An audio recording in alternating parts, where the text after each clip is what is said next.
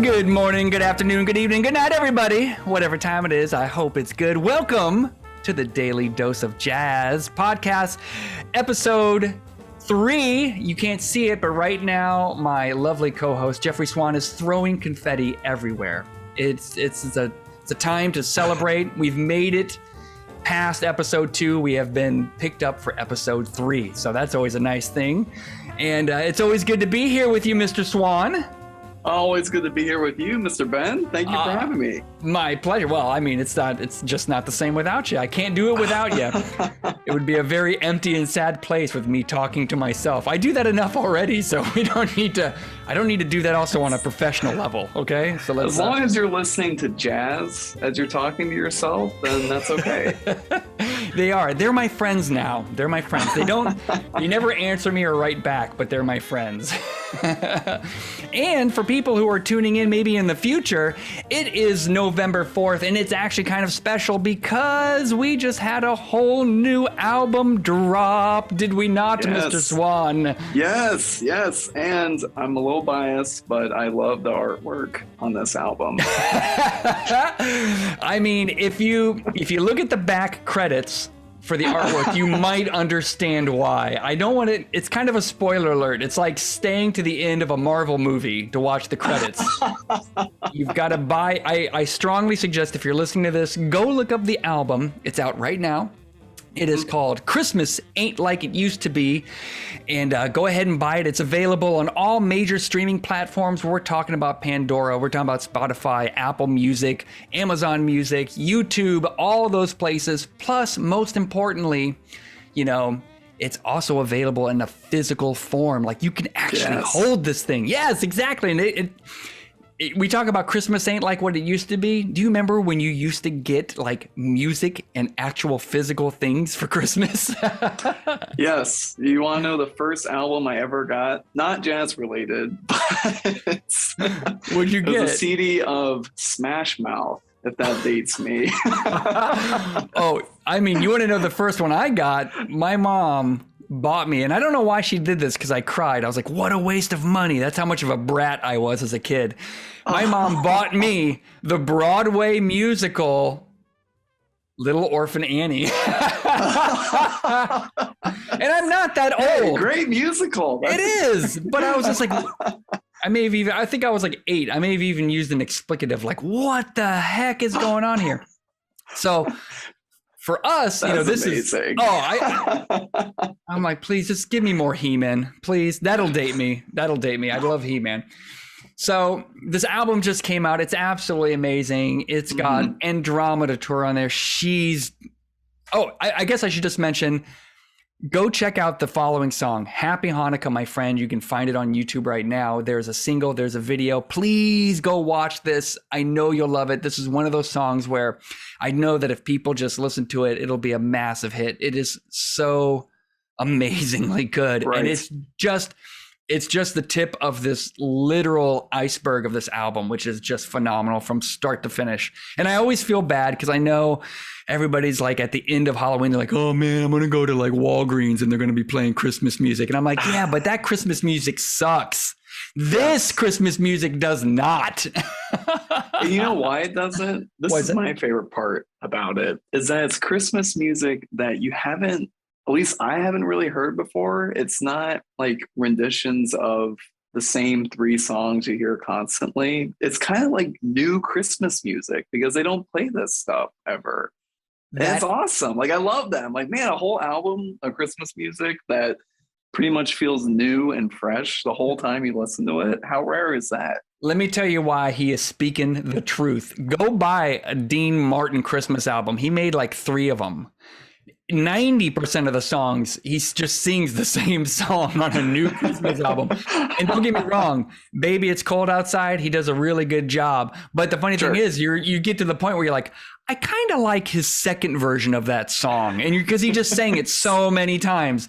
This does not have that. Our album does not have that song on there. It's got songs, like Jeff was saying, that you haven't heard or haven't heard forever. And they are truly a whole new version of what it means to have a classic song. And the other cool thing is, jazz and Christmas are basically joined at the hips in terms of like the tonality of what the music is. Jazz and Christmas are just, or the holidays are, because it's like I said, our first single is Happy Hanukkah, my friend. So obviously we're including, this is a holiday album. It says Christmas on the title, but it is a holiday album. Get out there and listen to this thing. And this is kind of interesting because Jeff and I, we work on these things a long time. How long, Jeff, would you say that we've known that this album has been out there just waiting to be released? Oh my God. See, we're November 4th, at least 6 months, right? Which is insane to think about. Yes. And this is a perfect segue because on the line with us, and she's going to appreciate the segue because she and I have talked about this. We didn't even know how to, like, usually for us, we are very frenetic company. It's sort of like an idea gets into the pipeline and then we frantically build the pipe right in front of the idea as it travels down. And we're also inventing, what the nozzle at the end of the pipe looks like as we're, so here with us right now to shed some true insight on what it's like to have a Christmas album ready before Christmas and out there and marketed is, in fact, the CEO and our beautiful figurehead and the lady who keeps us going and keeps us inspired, the owner, the CEO of Night is Alive, Kathy Moses Salem. Kathy, how are you tonight? I'm really good. And I am so happy we're doing this because, and I'm so glad that you have picked up through a lot of talk that this is not your traditional Christmas holiday album. These are songs that we spent a lot of time, John DiMartino and I, picking these songs out. We researched for 3 months before we recorded. Really worked hard on it. So when you decide to do a holiday album, and I've been on all the meetings, so I get a little bit of insight. And I know every album we do, we go, we don't want, I know this sounds so cliche, but people say this, but they never do it. We, on the other hand, we do it. We go, what has not been done? How can we do a holiday album, but somehow keep maybe the cliche music off of it? How long does it take for you and say somebody like John DiMartino to craft something like this? It took about 2.5 months because, we go through the list of songs. We go through the YouTubes. We go through the lyrics. Then we have to think about, how are we going to present these songs? Then after all of that, these are weeks, we have to find the musicians who can carry it forward. Not every musician can do everything, so you have to have the musicians that can get into this non-Jingle Bells Christmas album. Because I said there's no Jingle Bells. So it takes about 3 months for us to, and then you do studios, and then he has to do all the arrangements after that, order all the music. And at the same time, Ben, you and I are talking about, well, what's this meaning? And where's it going to go? So it's about 6 months in the making. About 6 months in the making, but I think on this one, it's fair to say, literally, we were talking about this album as our previous Christmas album is being released at, the midpoint or the end of 2020. So like you are almost have a full year development cycle just to get something out, at the start of November. Well, there's another thing too, we forget about. Not every musician wants to even do Christmas carols or Christmas songs or holiday songs. Yeah, and that's perfectly fine. They're not into it. So not every musician who does the charts wants to do Christmas songs. See, not only do you have to find songs and all that, but then, as I said, I had to find John DiMartino who could do the arrangements for all of these people. And that took literally a year. I'm going to say a year. You and I started talking when we released the other one, a year. That's pretty, I mean, it's daunting to think of in retrospect. I mean, it's always daunting to start a project of this size, but yeah, now knowing myself and my own limitations, I'm like, how did we do it? Not that everybody else isn't amazing. I'm just like, how did I get this stuff done? But yeah, so I mean, and then here's another question. So then you build this, and you talked about finding the musicians. At what point do you talk to somebody like John DiMartino and you guys go, I wonder if like Willie Jones III would be willing to do this with us? I mean, how do you then decide on, say, who the drummer is? How is Wayne Escoffrey get folded into the mix? I mean, the vocalist, in some ways, that's got to be the most daunting task to get a vocalist. Very, very daunting because there's a very famous musician called Robin Eubanks one time, and he looked me in the eye and he said, my God, you're fussy. And I'm very fussy. And I have very good training. I'm very lucky. I'm not a jazz musician, but I have very good musical training. So the vocalists, we must have gone through 5 or 6 vocalist YouTubes that I listened to. And John went out and searched. And then we had one vocalist that didn't want to do it. Wouldn't want any part of it at all. It was very interesting. We were very surprised. So yeah, it was very daunting. Daunting. But then you ended up with Andromeda, and then, just like kind of me doing a lot of research after the fact, you're like, oh yeah, she is, obviously she was the real deal, but then you get to see her work. We have the bonus of having some video that people can't see. So you actually get to see her perform in the studio, and you're just like, man, she owns that vocal booth. She takes it over completely. And then I just suspect that it's that confidence and that talent that really sort of translates as well as it does. Like if you go listen to Happy Hanukkah, my friend, you're just like, man, I can't remove her from that song anymore. She's so intrinsic to the sound of it.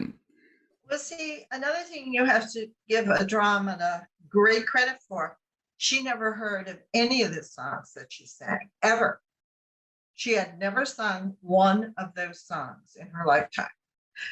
And she worked like very hard on this, and she came in absolutely totally prepared.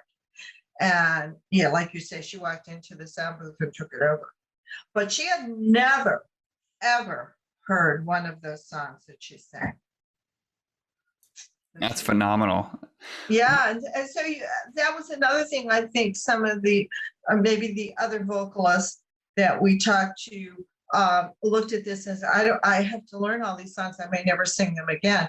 Well, shall I say they are coming to Akron, Ohio. I'm going to sing right here at Akron, Ohio at the Civic Theater. So, you will sing them again.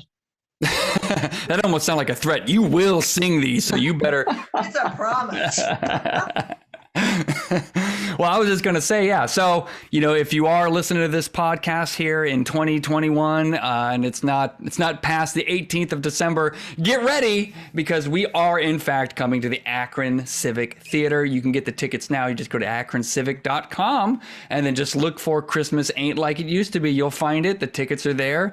We would love to see you there. But this brings us to something else. This is a great segue. I'm going to harken back to something you said just a few minutes ago, and Jeffrey and I were talking about this earlier, and Jeffrey, feel free to jump in here, but we were saying, how did you decide, hey, I want to work, like you said, I have no jazz training. You said that, you weren't a jazz musician. You are a musician, because I know you play piano and I'm sure other things very, very elegantly, but what made you then decide, I want to start making jazz music. I want to be involved. Like what started the genesis of where we are now? Well, you were talking about what you got for your first CDs or music, and I'm much older than all of you, as you all know, and I grew up in a house of vocalists and singers, and they listened to jazz as a kid growing up. I mean, I heard Billy Eckstine, I heard Dinah Washington, and many, many more. And that was really my basic jazz life. And I taught myself to play many, many, many jazz songs. And I have to say I was naive enough to not even realize what I was doing. But I did teach myself to play a lot of the songs. And I just liked the music. And I got to a point in my life where another jazz musician asked me to manage him. And I took that on. It's almost 10 years now. And that's how it got started. One thing led to another. Well, that's a big journey. I mean, like you're definitely giving us the abridged version, I would suspect. Do you want the middle part where I hung out with the Cleveland Orchestra and did yes, classical? I want to hear that. Exactly. Yeah. Absolutely. Yes. Well, I hung out with a classical musician that produced classical concerts at Kane Park before it was Kane Park, when it was just a broken down steps and everything. We put on a classical concerts in the summertime, and I won the Northeast Ohio Live Award for good production, and I was in producing, and I'm still there. So that was another great basis for this music and being fussy, because when you hang out with Cleveland Orchestra members, you learn how to listen so you can have something to say in the conversation. So I learned how to listen, what was good and what was, who came in late and who was slack. And it was my other education and someplace in the middle of my life. But I mean, like that's, if you work in music, when you say, you have to learn how to listen, that is the tantamount skill, right? That's the one thing that you probably can't quantify enough, because I was primarily a visual artist before I got involved with Night is Alive. And to this day, I'm constantly reminding myself, Ben, you need to sort of continue to look rather than just see. It's like you can sometimes see the forest and not the trees type of analogy. And I'm sure that's probably the same with music. So how long does it take for somebody to really hone that skill, understanding that there's got to be some sort of talent? Like I suspect you ended up where you are because maybe it's the musical nature of your upbringing that you were mentioning, but somewhere in there, you've got to just have some sort of innate talent, some sort of natural gift to listen. I mean, do you feel that's kind of the case, or is it something you built just from the ground up? You're absolutely right, Ben. It is a talent, and it is takes a lot of concentration, and you have to be extremely patient. And when you go into a room to hear the music, and now this is not pleasure listening, this is work music. And you go into a room to work, you got to know if this is working or not. You sat in that recording room, you got to know. And it's a lot of work. It's a lot of work. And it is, you do have to have some musical background, but it's mostly innate talent with a good musical background. And you got to be able to hear. So if Jeffrey and I are in there and I'm playing drums, Jeffrey's on some sick stand-up bass, and I'm way off, or like I'm not way off, but I'm subtly off, and you notice it, Kathy. How does one communicate? And look, we're not throwing anybody under the bus. So I'm an artist. Artists are very fragile. Okay. Look, I cry a lot, and I'm not afraid to admit that. Okay. I'll do it right here on live air. So how do you approach another artist in the middle of their work, and you have to sort of gently prod them into maybe a direction they didn't realize they weren't going in? Here's the deal. These are professionals. There are no amateurs. They know when they're wrong. There is a song on one of our CDs that one of the musicians says, it has to come on. It's not right. You and I do not, well, I do because I was there. But You don't know which one it is in all of our, how many CDs we have, 8 now or something like that. Easily. You don't know which one it is, but they know. And they'll come out. My very first one, Lovers and Love Songs, Steve Davis, trombone, came out to the sound room and he said, we got to fix blah, blah, blah. And he knew what measure, which note. He says, I'm flat. These have got to be fixed. And he goes back and he blows 6 notes and they drop it in. This is technology world. We don't have to start over from beginning. They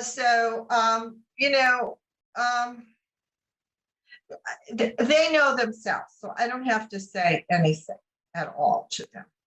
They'll come out and they'll say, I really don't like this. And they'll look at me and I usually agree with them. They go back in. I've never once disagreed with them. And I do not try to power myself in the sound room. I'm not the one that's going to be represented on this CD. It's them, and they know it. So they give those guys and women that have worked with me, give me every damn dime they can to make it sound really good. So they know. Janice Siegel on Crying in My Whiskey, she did one song 4 times before she was happy with it. 4 times. And she knew, and we all knew. And I would never send her back in because it's she that's going to be represented and she has to be happy. And that's amazing because we're talking about Janice Siegel from the Manhattan Transfer, for goodness sake. So, that's a lot of talent right there. A lot of talent, but she knew when she wasn't right. And she no, I don't like that. I'm going back in, start at this major where I'm coming in. We're going to redo this all. And she'd go right back in. She worked really, really hard. So I don't really have to say anything. And these guys really appreciate it because they've been in recording studios where the producer's in there saying, I don't want this louder, I want that softer, I want this over here. And it really doesn't make the musician happy. I'm not the one that's going, I just write the check. I'm not the one that's on that CD. And so the world's going to hear whatever you put out. You make it sound so much more simpler than it really is, I suspect. I mean, for everybody who doesn't know, I've been on the phone call when Kathy's in there and I hear her fielding about 1,000 questions. I also have to say that they come prepared. They come in the room prepared. I had one recording and one guy that did not come prepared. And he knew grandma was not happy, as I call myself when I'm not happy. And he came, he's on another recording and he walked in and he was right there on the money. He was ready to go then, huh? Yeah. Yep. Well, here's like an interesting crossroads. So then you're talking about the recording, and the recording is still, it hasn't changed the process, especially in jazz, a whole lot since, say, the 40s and 50s. Like you're still kind of going to a studio, you're still working. Different types of musics are being produced in wildly different ways. But jazz, it really takes a lot of pleasure in the fact that, and it uses the word traditional in a very sort of meaningful way to itself. Like it takes a lot of pride in the fact that jazz is recorded traditionally. And, like you'll see modern bands and they will cut everybody together, or they'll just produce the whole thing electronically. There's no human beings involved whatsoever. Jazz quite often still has everybody playing in separate rooms on separate mics, but they're still playing the whole song at once together. So they have got to get the thing done in a take for it to be good. Like that certainly seemed to be the case on our Christmas album, correct? Absolutely. They were all in their own room. We were still very COVID sensitive. And so they would wear their masks. And I was very lucky. All of my musicians are vaccinated. And but we're still very careful. And they're in their own room and they're all playing. and they have to get it right. They have to come in at the right time, know when they are. We don't have a conductor. Now, John is more or less the arranger, and he gives you the downbeat, but there isn't a conductor. He has a chart. People know when they're coming in, when they're going out. And there's no like downbeat other than 1 and 2 and 3. That's it. So it's done old style. Yes, old style. Well, absolutely. I'll get Jeffrey on this one because like I think the interesting dichotomy is like I'm somewhere in the middle. Jeffrey is very much more he's the youngest one out of the group. He's very much like in the modern era of things. You know, I'm in the middle. Kathy is working on this production side, which is like, you know, it's rooted in sort of that post-war era. What's it like, you know, this one, we'll start off with Jeffrey here. Like, what is it like for you? Because Jeffrey does a lot of the marketing stuff. He gets things moving. What's it like for you to get this material that is traditional and then we have to push it places? I mean, what sort of processes happen for that to happen, Jeff? Well, the processes aren't anything different than really what I'll say like pop music or rock music does. I mean, we do Facebook and social media ads. We do mass emails for promoting not just our albums, but, you know, we mentioned the Akron show earlier. We're pushing that big time.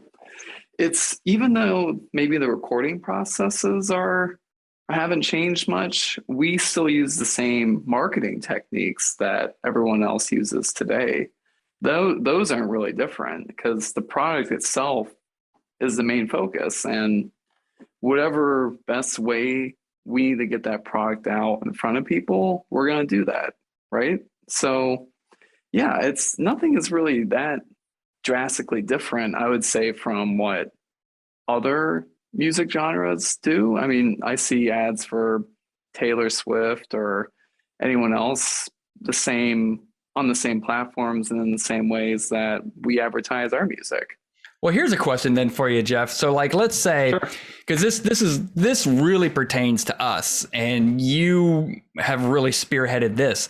When you talk about Taylor Swift, you talk about somebody who like, they're already super well known. They've got a following of hundreds of millions across the globe. And yet still, when Taylor Swift releases a song, there's still several $100 million of marketing that gets pushed behind it. You know, and these are just numbers that are completely just so, you know, it's a whole different level. It's just a whole, because we're also talking about Taylor Swift, which she's at the top of the pyramid anyway. Yeah.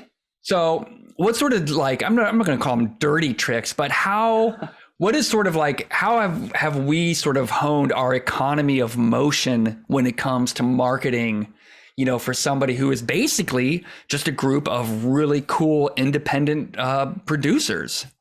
Yeah. Well, we call them internally our 10 touches. And essentially what that means is we have to, whether it's a consumer or a radio station or a record store, we feel that the best way to get our music to those people is that they see our music or hear our music at least 10 times. And what that means is maybe once they'll see a Facebook ad for one of our albums, and then another time they might get an email from us. And then they might see a Google search ad pop up for if they're looking for new Christmas music, if they're a record store that's stocking their store.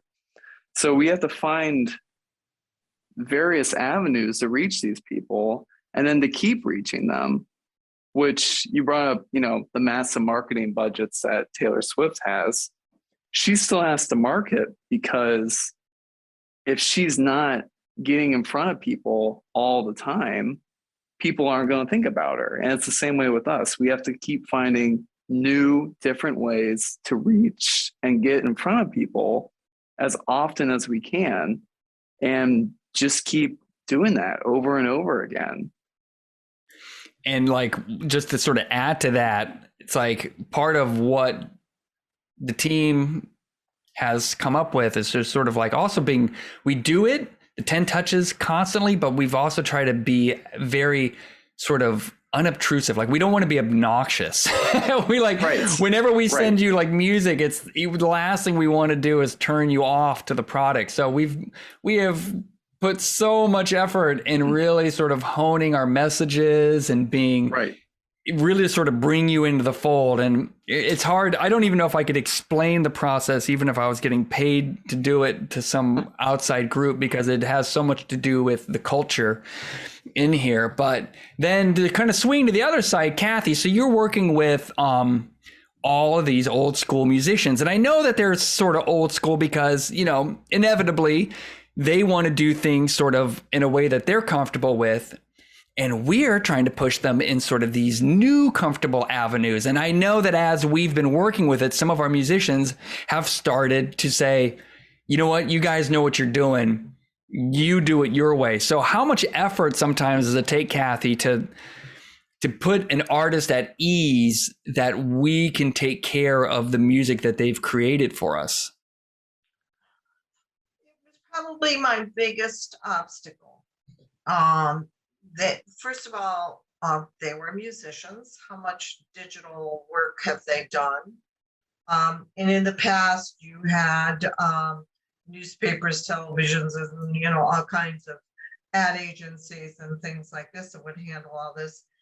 And now they have to help by putting stuff on their Facebook, on their Instagram, sending out emails, and it's not the easiest job in the world.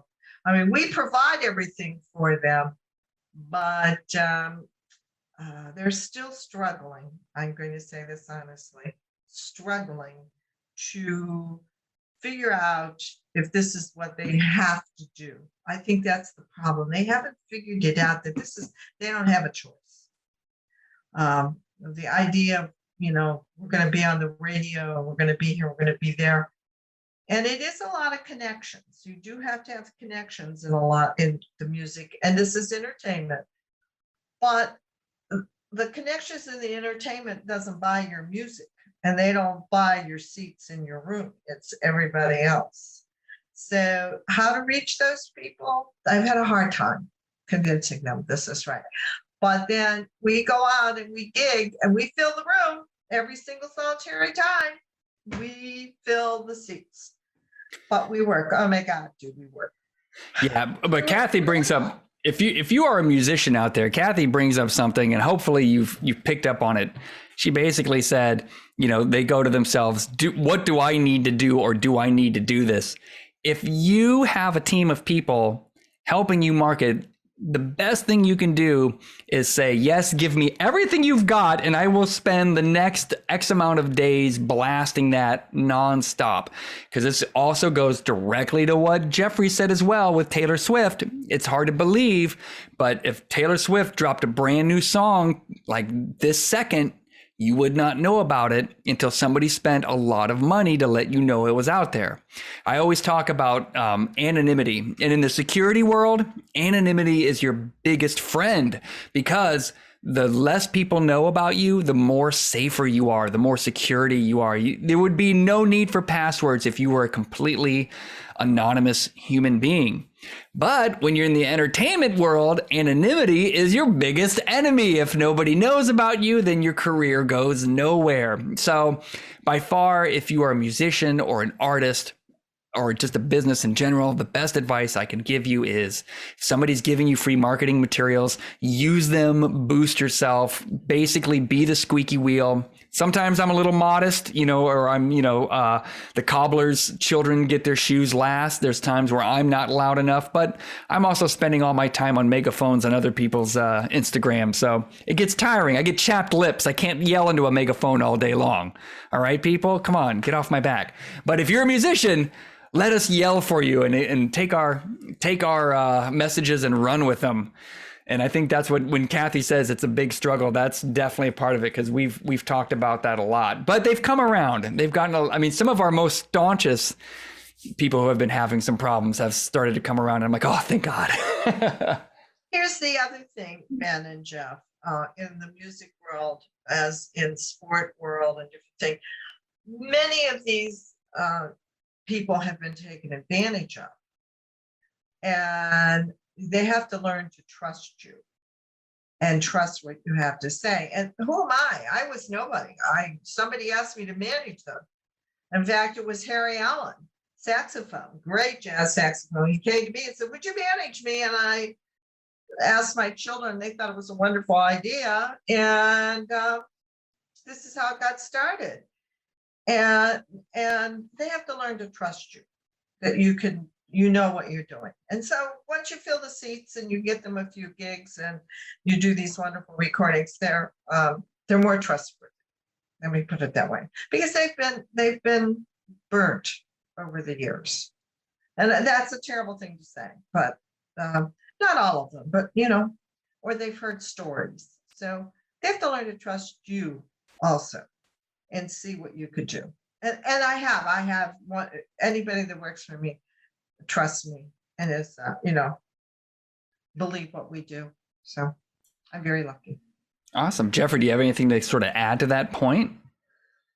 Yeah, I mean, it's a great point, because when you're talking about trust, not only are we talking about a creation that these musicians have done, right? I mean, they've literally created a piece of art. Now they're saying, here's my art and here's what budget I have. Please make this a success. And not only is that a lot of trust for them, but that's a lot of like pressure on us, right? Because we have to take their art that they've created and make it a success. So it's trust that they need to have, but it's also, it puts a lot on us, because now we have to take this creation they've done and get it out in front of as many people as possible. So, and I get when Kathy's talking about how it's hard for them to trust people to market that. I get that, because there's a lot riding on what they've just done in terms of like creating an album, right? So I totally understand that. And I think about that constantly as we're working. Like, this is not just an album, right? Kathy's been there. This is art that they've sat and recorded and re-recorded and put long hours into, that we have to help turn into a even greater success than it already is. I would like to interject one thing here. Sure. Remember, and I don't know that we've talked about this, but when you do play an instrument, you are putting yourself out there. That's me playing that. It's not Sam down the street, and it's not Ronnie across the road. It's me on that record, and it represents me. And you are just as vulnerable as anything you could possibly imagine, because you've got your heart and soul in this. This is my life, and that is my sound. I own that. And they're very vulnerable. And if you, if you aren't trustworthy, just think what you could do. And there has been so many horrible stories that's what's happened. So I understand. I really do. But also remember, as he said, this is art, but this is that person. This is his soul or her soul out there in front of you. You're hearing it. It's not just some music. That's a person. I'll just put the bookend on that. As far as trust goes, we'll probably have a whole podcast dedicated to this, but I can't tell you how many times I've gone into a corporate setting and I've been asked to represent a brand, and you go through and you do, and we're talking big brands, and you go through and you do all these like focus groups and all this stuff. And literally, I would say 100% of the time for all of these big companies that I work for, you end up with this one word on the whiteboard that's bigger than all the others. And it's always trust. It always comes down to trust. And it's just like, you just throw your hands up at the end of the day and be like, man, this is like literally the linchpin that kind of holds your listener or your consumer or whatever it is to your message. And if you lose the trust, you lose everything. So we'll come back to that at a later episode, because it's that big, and it'll be really interesting to talk about trust, because I guarantee you we can get a couple musicians in here for a podcast where they talk about, they will be more than happy to tell us about the times they got burned. And I'm sure we'll all be, we'll be very interested too, because there are some real horror stories. You'll be like, I can't believe that happened. But in the meantime, I have another question. So, Kathy, you spend so much time, in the production booth. You're sitting there, you're working. What is the difference like, 6 months down the road, you now have to revisit this thing, right? Because now, 6 months down the road, it's being released. And in less than 2 months, you're going to be watching people performing this on stage. What is the dichotomy between being in the production suite, where the music is first being made, versus that moment where people are now first being able to actually enjoy it for themselves? It's very interesting because this whole production, how I do everything, it's never been about me. It's always about the musicians. So the dichotomy is I go in, I work really hard, I spend a whole thing to everything, but that's not over. You got to mix and master this afterwards. So there's 2 more days that you're in another studio with an engineer. So and it's always about them. So it'll be more fun for them than for me. I love every minute of it, but it's still work and it's about them. And they're very excited about doing this. I cannot tell you how excited they are about doing it. And because they were really worried they wouldn't get to do it at least once, But I think after we get this out, it'll be next year and next year. There was several clubs that would have liked to have us, but COVID, put the kibosh because they had to fill in from other cancellations. So I think we'll be doing it next year again. But it's really more about them than me. It's work. Well, that's an interesting thing, because what you're talking about is worst case scenario for anybody who works in front of person style entertainment, whether you're a comedian or a theater or you're a musician. So we are in the middle of this pandemic still. There's a lot of restrictions. If you live in New York, New Jersey, California, you're not even allowed in certain buildings under certain circumstances without proof that you've been vaccinated. We've had our own problems with that. Now you're trying to put on a show, Kathy. So at what point do you wake up and not have the cold sweats when you start to decide that you want to do a live show? Oh, I have to laugh. Don't even, at what point? It's called, you keep your eyes focused straight ahead and you don't think about the other things. Mm-hmm. You just keep going right straight down the road. This is going to work. Everybody's going to be happy. We're going to do this. COVID, make sure you have to be vaccinated to get in the room. I'm sorry, children, that's the way life is. And so you do have to show your vaccination thing, and you just keep focused. And it's all about the music. You don't wake up with the cold sweats. Ha ha ha. Yes, you do. You just kind of like roll with the punches, as they say.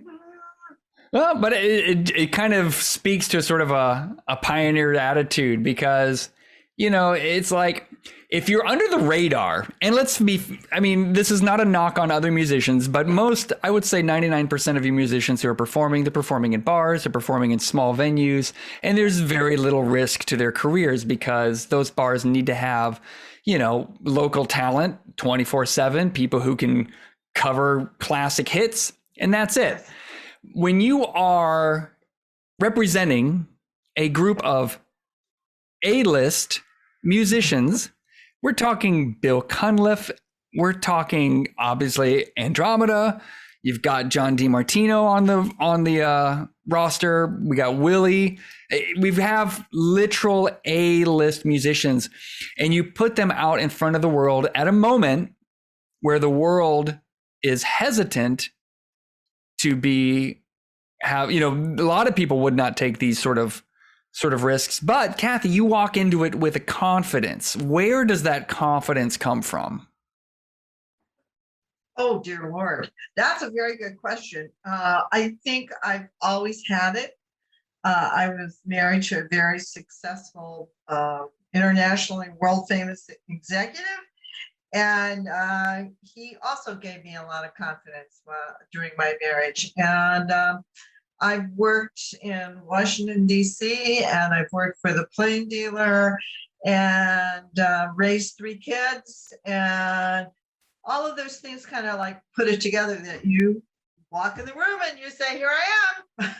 That's about it. By this time, if you don't have it, you're never going to get it. So we just keep moving along. I think it's a whole history of, lots of people believed in me growing up and in my adulthood and did a lot of interesting jobs. And I think it gave me all the confidence that I have. Oh, fantastic. Jeffrey, I'll give you a chance to jump in there too, because I'm sure you've probably got some insight on confidence and kind of the things that are happening right now in the middle of this pandemic. Well, it helps that this is no need to brag, but I'm just proud of this, that, and Kathy kind of brought it up earlier, is we've sold out or almost sold out every show that we've done. So we have the framework, right, on what to do. It's the nerve-wracking thing is, COVID kind of throws this wrench into, people might want to go to your show, right? But they might not be totally comfortable going out yet.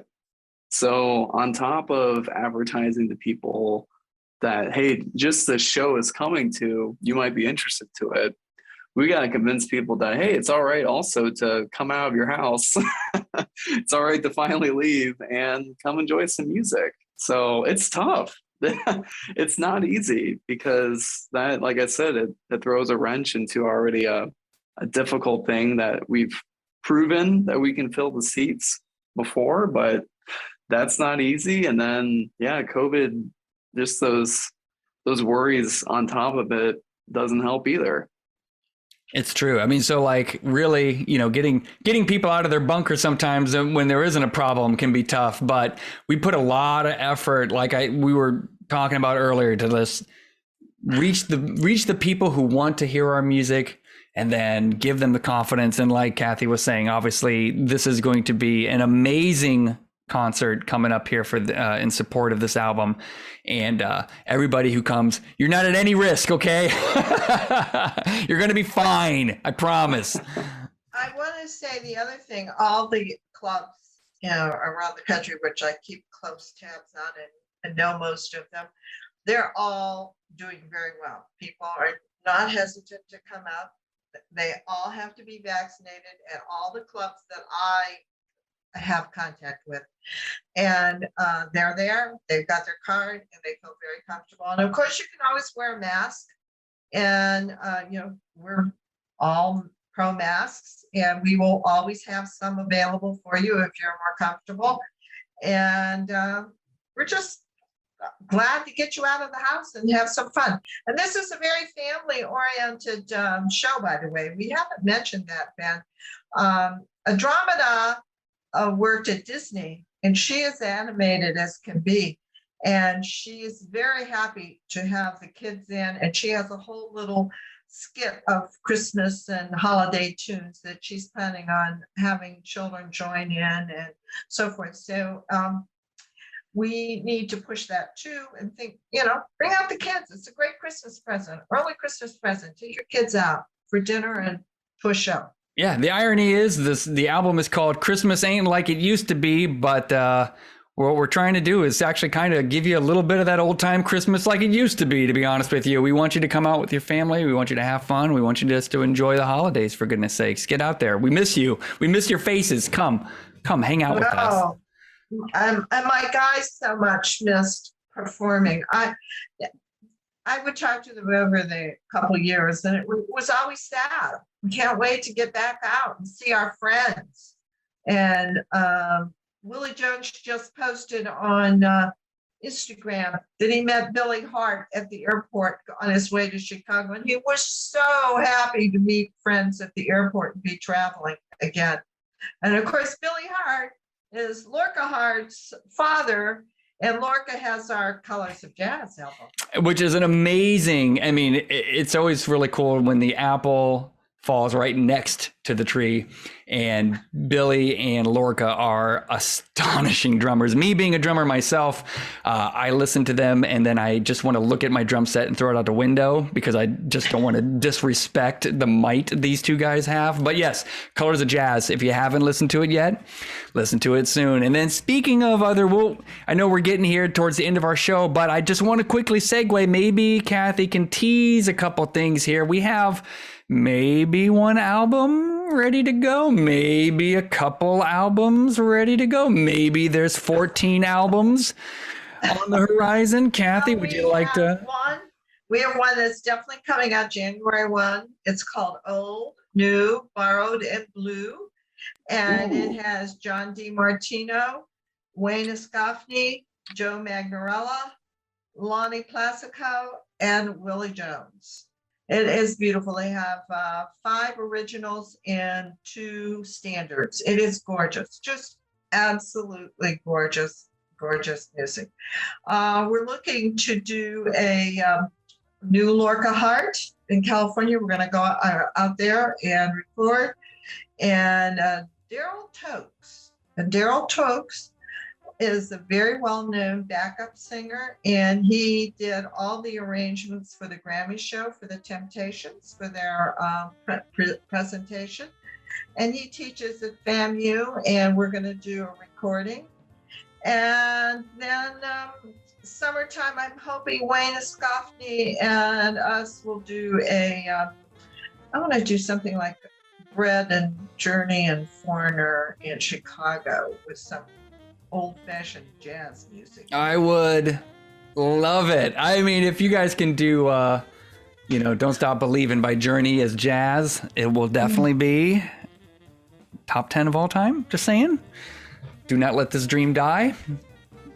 Again, nothing against anybody, but they have to be able to be interested in it and make it sound and be comfortable and know that they can do their best.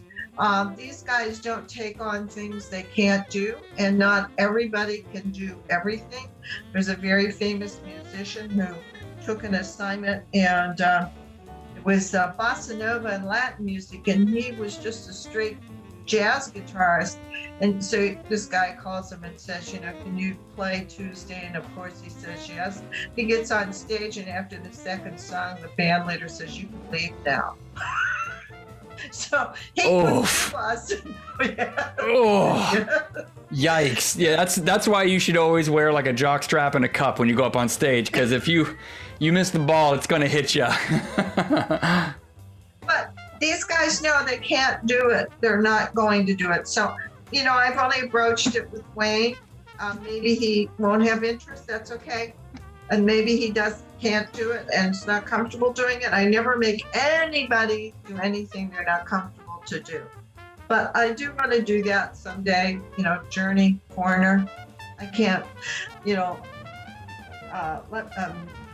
what is the one with Foreigner? I Want to Know What Love Is. That was on the radio like yesterday, and I was like, man, I haven't heard, and I was driving. No, it was this morning. Driving a kid to school, and it's on, and I'm just thinking, I'm like, I wonder what he thinks of this song. Because Foreigner is many very long distance in time kind of where modern music that the kids listen to. I sound so old. The kids, my God, calm down, Ben. Holy Lord! And you were into He-Man. I want to know what love is. Oh God, yes. Oh, I love it. Oh goodness. Well, here's a little thing. If you are watching this on YouTube, down there in the comments, if you've got some songs you would like to listen to or see them become jazzified. Trademark that word right there.